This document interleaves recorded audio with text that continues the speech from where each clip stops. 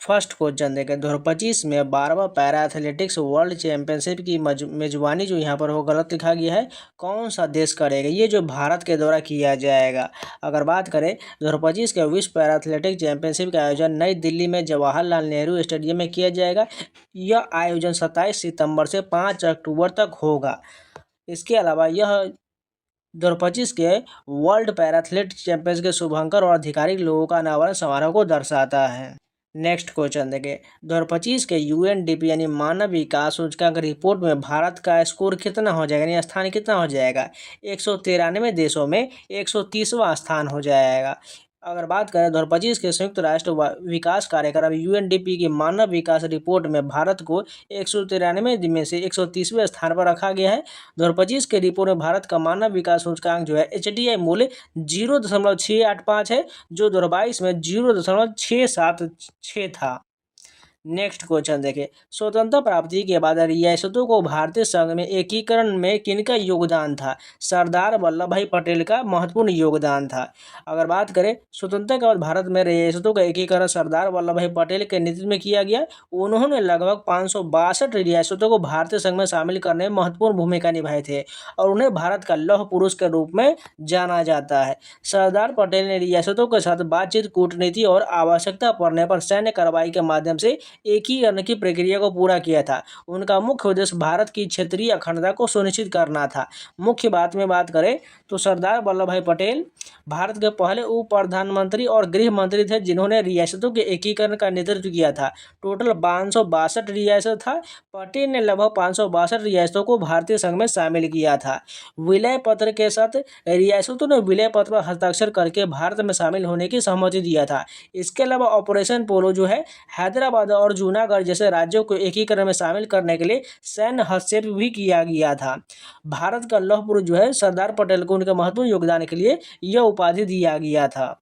आगे बढ़ने से पहले एक छोटा सा इन्फॉर्मेशन, टेक्स्ट बुक के द्वारा जो आज़ाद सपनों का पास सेल चलाया जाएगा 14 एवं 15 अगस्त को, आपको 1 साल के पास प्रो पर 1 साल फ्री मिल जाएगा। वो कब मिलेगा? 13 तारीख यानी कल रात 12 से 1 के बीच जितने लोग बाई करेंगे उनको 1 साल के साथ 1 साल फ्री दिया जाएगा। कूपन कोड सावन लगाइएगा, SCWN को 12% का डिस्काउंट मिल जाएगा। मात्र आपको 298 में 1 साल का पास प्रो के साथ 1 साल फ्री यानी कि 2 साल का वैलिडिटी मिल जाएगा। इसलिए तैयार रहिए, कल रात 12 से 1 के बीच बाई कीजिएगा। उसके बाद जितने लोग अगर नहीं बाई कर पाएंगे उसको मात्र 298 में 1 साल का मिलेगा। इसलिए आप प्रयास कीजिएगा, ये 12 से 1 के बीच 1 घंटे का समय दिया जाएगा, उनमें बाई कर लीजिए जिससे आपको 2 साल का वैलिडिटी मिल जाएगा। आपके SSC, रेलवे, स्टेट एग्जाम या इंडिया का टोटल 900+ एग्जाम का mock test, sectional test, chapter wise test, ये सारा मिल जाएगा। जाके परचेज कर लीजिए, कल रात 12 से 1 के बीच बाई कीजिएगा। कूपन कोड सावन आप अप्लाई करके रख लीजिए। नेक्स्ट क्वेश्चन देखिए, निम्नलिखित में से किस देश के साथ भारत जो है स्थलीय सीमा साझा नहीं करता है? मालदीव एवं श्रीलंका के साथ भारत जो है ये जो है समुद्री सीमा साझा करता है, ना कि स्थलीय सीमा। ये बिल्कुल ये दोनों जो है राज्य समुद्री अगर ऑप्शन में ये दोनों दिया गया हो तो यही बिल्कुल करेक्ट हो जाएगा। इसके अलावा बात करें तो भारत जो 7 देशों के साथ अपनी स्थलीय सीमा साझा करता है वो कौन कौन हो जाएगा? बांग्लादेश का सर्वाधिक हो जाएगा, उसके बाद चीन, पाकिस्तान, नेपाल, भूटान, म्यांमार और अफगानिस्तान, और सबसे कम जो है अफगानिस्तान के साथ स्थलीय सीमा साझा करता है। नेक्स्ट क्वेश्चन देखिए, खेलो इंडिया राइजिंग टैलेंट आइडेंटिफिकेशन का प्राथमिक लक्ष्य क्या हो जाएगा? खेलो इंडिया राइजिंग टैलेंट आइडेंटिफिकेशन यानी कीर्ति कार्यक्रम का मुख्य लक्ष्य 9 से 18 वर्ष के बच्चों में खेल प्रतिभाओं की पहचान करना, उन्हें निखारना ताकि वे भविष्य में राष्ट्रीय और अंतर्राष्ट्रीय स्तर पर उत्कृष्ट प्रदर्शन कर सके। नेक्स्ट क्वेश्चन देखिए, राष्ट्रपति को कौन कौन सा विशेषाधिकार प्राप्त है? अगर बात करें भारत के राष्ट्रपति के पास कई विशेषाधिकार होते हैं जिनमें कार्यकारी, विधायी, न्यायिक, वित्तीय और कूटनीतिक और आपातकालीन शक्तियां शामिल है। अगर बात करें राष्ट्रपति के कुछ प्रमुख विशेषाधिकार इस प्रकार है। सबसे पहले में कार्यकारी शक्ति में बात करें तो राष्ट्रपति जो प्रधानमंत्री और अन्य मंत्रियों की नियुक्ति करते हैं, वे संसद के सत्र बुलाते हैं और स्थगित करते हैं और लोकसभा को भंग कर सकते हैं।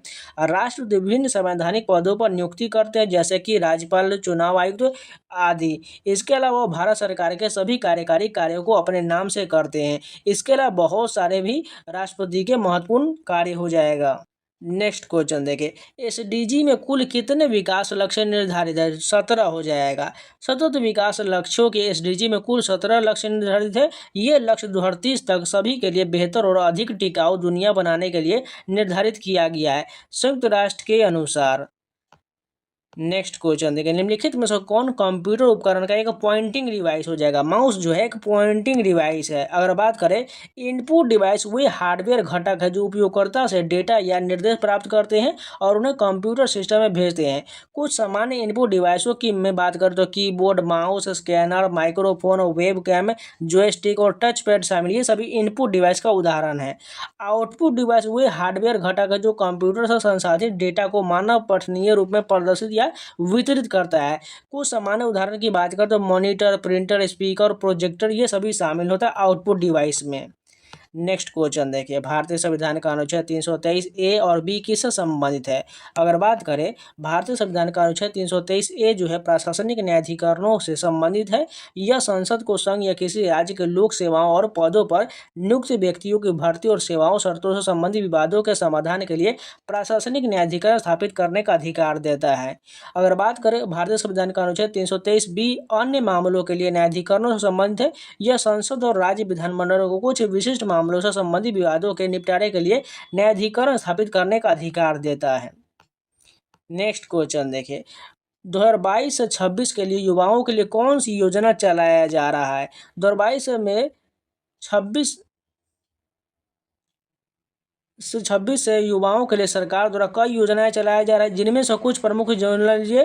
राष्ट्रीय युवा सशक्ति कार्यक्रम RYSK, आत्मनिर्भर भारत रोजगार योजना ABRY, प्रधानमंत्री रोजगार प्रोत्साहन योजना PMRYP। इसके अतिरिक्त कई राज्य सरकार भी युवाओं के लिए विशेष योजनाएं चला रहा है, जैसे कि उत्तर प्रदेश मुख्यमंत्री युवा उद्यमी विकास योजना।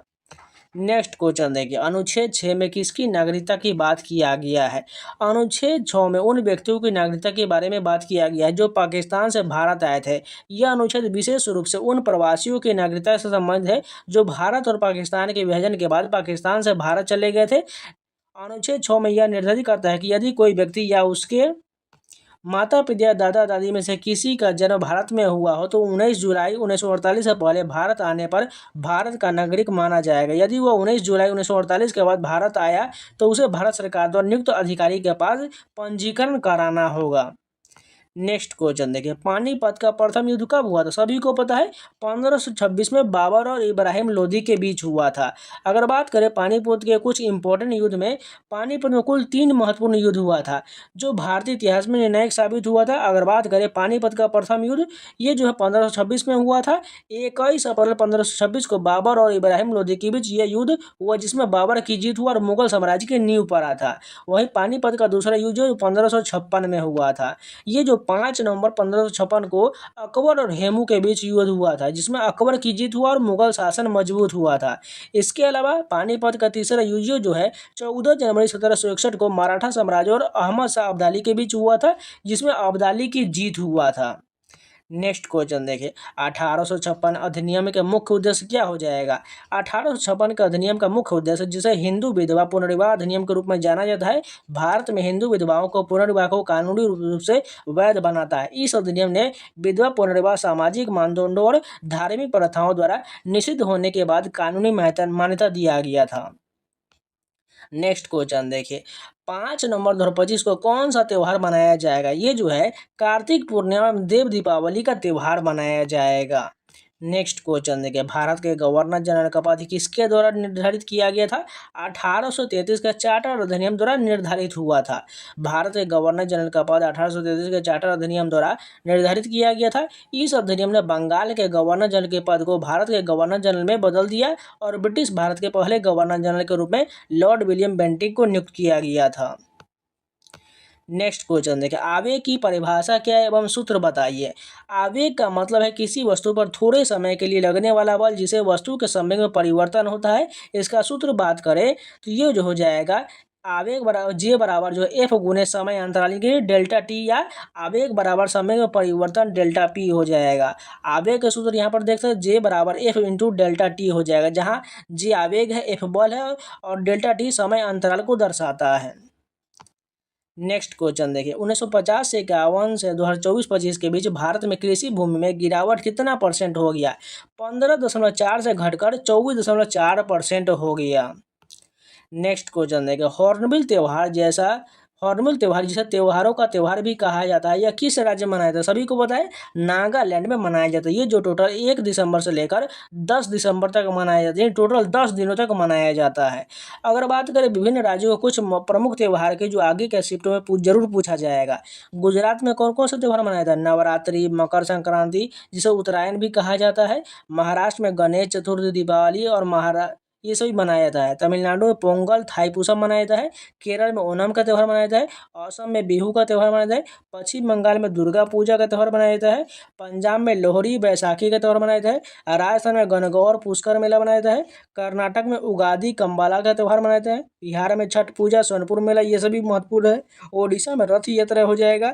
मध्य प्रदेश में मांडू महोत्सव, लोकरंग उत्सव हो जाएगा। मणिपुर में संगाई महोत्सव हो जाएगा। अरुणाचल प्रदेश में चचन चराई महोत्सव हो जाएगा। नेक्स्ट क्वेश्चन देखिए, पल्लव एवं पांड्य वंश में क्या समानता था? अगर बात करें पल्लव और पांड्य वंशों में समानता यह था कि दोनों ही दक्षिण भारत के महत्वपूर्ण राजवंश थे और दोनों ने कला, साहित्य और वास्तुकला के क्षेत्र में महत्वपूर्ण योगदान दिया। दोनों राजवंशों ने मंदिरों का निर्माण करवाया और कला को संरक्षण दिया। इसके अतिरिक्त दोनों राजवंशों ने पड़ोसी राज्यों के साथ राजनीतिक संबंध बनाए रखे और विदेशी व्यापारियों के साथ भी संपर्क स्थापित किया था। नेक्स्ट क्वेश्चन देखिए, 1991 के बाद आरबीआई ने मौद्रिक प्रणाली के सुधार के लिए क्या किया था? 1991 के बाद भारतीय रिजर्व बैंक यानी आरबीआई ने मौद्रिक नीति में कई सुधार किए, जिनमें बाजार आधारित उपकरण का उपयोग, मुद्रास्फीति नियंत्रण पर ध्यान केंद्रित करना और विदेशी मुद्रा प्रबंधन अधिनियम यानी फेमा जैसे कदम शामिल था। नेक्स्ट क्वेश्चन देखिए, पूर्वी तटीय मैदान की विशेषता क्या हो जाएगा? पूर्वी तटीय मैदान भारत के पूर्वी तट पर स्थित है, जो बंगाल की खाड़ी और पूर्वी घाट के बीच फैला है। इसकी मुख्य विशेषता है उपजाऊ नदी डेल्टा, चौड़ा सपाट मैदान और लैगून हो जाएगा। नेक्स्ट क्वेश्चन देखिए, कंप्यूटर के निचले हिस्से में सभी फंक्शन को क्या कहा जाता है? उसे जो मेन्यू बार कहा जाता है। नेक्स्ट क्वेश्चन देखिए, स्वतंत्रता प्राप्ति के समय कार्यशील जनसंख्या परसेंट कितना था? 75% हो जाएगा। अगर बात करें स्वतंत्रता प्राप्ति के समय भारत के लगभग 75% जनसंख्या जो अपनी आजीविका के लिए कृषि पर निर्भर था। 1947 में भारत की स्वतंत्रता के समय देश की अधिकांश जनसंख्या ग्रामीण क्षेत्र में रहती थी और कृषि उनकी मुख्य आजीविका था। अधिकांश लोग निर्वाह खेती करते थे, जिसका अर्थ है कि वे मुख्य रूप से अपने परिवारों और स्थानीय समुदाय की जरूरतों को पूरा करने के लिए फसलें उगाते थे। आधुनिक मशीनरी या प्रौद्योगिकी के सीमित उपयोग के साथ कृषि पद्धति मुख्य रूप से श्रम गहन था। नेक्स्ट क्वेश्चन देखिए, 1934 में रसायन विज्ञान में नोबेल पुरस्कार किसने जीता था? 1934 में रसायन विज्ञान में नोबेल पुरस्कार हेराल्ड क्लेटन उरे को भारी हाइड्रोजन ड्यूटेरियम की खोज के लिए दिया गया था। अगर बात करें नोबेल पुरस्कार की शुरुआत 1901 में हुआ था। भारत के पहले नोबेल पुरस्कार विजेता रविन्द्रनाथ टैगोर थे, जिन्हें 1913 में साहित्य के क्षेत्र में उनकी कृति गीतांजलि के लिए पुरस्कार मिला था। नेक्स्ट क्वेश्चन देखिए, भाषणी प्लेटफॉर्म का प्राथमिक उद्देश्य क्या है? भाषणी प्लेटफॉर्म का प्राथमिक उद्देश्य यह है कि यह डिजिटल सामग्री और सरकारी सेवाओं को स्थानीय भाषाओं में सुलभ बनाने पर केंद्रित है। भाषणी प्लेटफॉर्म जिसे राष्ट्रीय भाषा अनुवाद मिशन यानी NLTM के रूप में भी जाना जाता है, भारत सरकार द्वारा इलेक्ट्रॉनिक और सूचना प्रौद्योगिकी मंत्रालय द्वारा शुरू किया गया। नेक्स्ट क्वेश्चन देखिए, आईफा अवार्ड 2025 में किस फिल्म ने सर्वश्रेष्ठ फिल्म का पुरस्कार जीता है? लापता लेडीज ने जीता है। अगर बात करें आईफा अवार्ड 2025 में लापता लेडीज फिल्म ने 10 पुरस्कार जीते, जिसमें सर्वश्रेष्ठ फिल्म और सर्वश्रेष्ठ निर्देशक यानी किरण राव शामिल है। कार्तिक आर्यन को भूल भुलैया 3 के लिए सर्वश्रेष्ठ अभिनेता का पुरस्कार मिला और नीतांशी गोयल को लापता लेडीज के लिए सर्वश्रेष्ठ अभिनेत्री का पुरस्कार दिया गया। नेक्स्ट क्वेश्चन देखिए, ड्रोन को बढ़ावा देने के लिए ड्रोन संवर्धन उपयोग नीति किस राज्य सरकार द्वारा शुरू किया गया? मध्य प्रदेश द्वारा शुरू किया गया। मध्य प्रदेश ने ड्रोन संवर्धन उपयोग नीति 2025 जारी किया। इस नीति का उद्देश्य मध्य प्रदेश के ड्रोन नवाचार, विनिर्माण और अनुप्रयोग में अग्रणी बनना है। तो आज भी एक्सपेक्टेड प्रश्न सारे कंप्लीट हो गए। इसका जल्द बाद वीडियो पसंद है तो लाइक कर दीजिएगा। साथ में जो सेल्फ गिवन रिव्यू भी देने वाले इसलिए वीडियो को लाइक कर दीजिएगा और जो लोग हैं नए हैं चैनल को सब्सक्राइब कर लीजिएगा। आपको सभी ग्रुप डी के जितने भी डेयर महीने की एग्जाम को सारा एनालिसिस आपको मिलते रहेगा। चैनल को साथ जरूर जुड़ जाइएगा। ऑफर आने वाला है एक्सपेक्टेड क्वेश्चन का आपको रियल क्वेश्चन इसके में यही पैटर्न पर रहने वाला है। उन सभी को 1 साल जो का अभी 1 तक साल फ्री मिल जाएगा। टेस्ट का पास आपको परचेज 1 नहीं साल कर का पाए बाइक हैं, जाइए कीजिएगा तो 1 परचेज साल कर फ्री लीजिए। यानी कूपन 2 कोड साल का सामने मिल लगा जाएगा। लीजिएगा, आपको वही 12% मात्र का आपको 200 डिस्काउंट मिल जाएगा अट्ठानवे और मिल रेलवे की जाएगा, जितने यानी भी 1 एग्जाम घंटे है का वो समय सभी दिया का जाएगा। एनालिसिस का आपको उसके बाद रियल अगर मॉक मिल टाइम जाएगा। अगर इसलिए खत्म हो जाके जाता नहीं बाई कर कवर पाते परचेज हैं कर तो लीजिए आपको मात्र और वहाँ पर भी आपको 298 में ही टोटल जो 1 साल 100 का मिल क्वेश्चन का जाएगा। मॉक मिल जाएगा वो इसलिए भी आप एनालिसिस के ज़्यादा रूप में मिल प्रयास जाएगा। इसलिए कीजिएगा, जाके वही परचेज कर रात लीजिएगा। 12 से चलिए 1 के मिलते बीच हैं नए बाइक वीडियो के कीजिएगा, साथ, तब आपको तक के 1 लिए साल जय का मिल हिंद। जाएगा। अभी आप लोग जाइए।